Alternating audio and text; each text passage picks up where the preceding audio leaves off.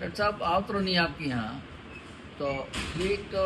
इससे हो गई कि एक जन से भेंट हो गई। रुकना है भैया, रुको तो रुक गई नहीं हो, लगल हो आपन बातचीत होके हालचाल होके आ तले उ जौन बा धीरे से कानवा में हमारी कहता नहीं कि भैया काहे फलाने बड़ा गरियावता ने तो अमनी दादा गरियावता ने आ तहीं से गरियावता ने आ तू बैठ के सुनो ताड़ो तो तू उनसे बढ़न हमारे हित तो नहीं बड़े बढ़ देते मतलब तो गरियावता ने अन्य आ तू आके हमसे बतावताड़ो भैया उ गरियावता ने तो तू रोज सुने लगा उ गरियाव ने हमके तो कहता कि नहीं अब हम उनके कहनी है कि मनवा में कि दादा ये तो बहुत बड़हन कुचरा बा काने में कहता फलाने गरियावता ने यही कि मुँह पर गरियावता ने आई कि नीचे पावत इन्ने के बात उन्ने उन्ने की बात इन्ने खरिए करी है कार का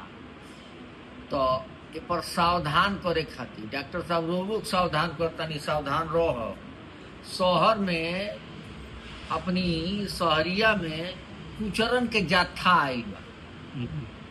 उनमें से कोनो लग गया तो सावधाने रहो ताई पर वो कविता लिखनी कि एगो कुचरा हमरी शहर में चुपके से ढुकी आइल बा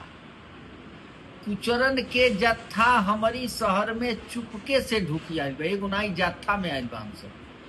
कुचरन के जत्था हमारी शहर में चुपके से ढुकी आइल बा आ बात करेला एन्ने ओन्ने जाति के गुंडावे बात करता एन्ने ओन्ने जाति के गुण गावता आ एक दिन पहली एगो कुचरा से एक कुचरा से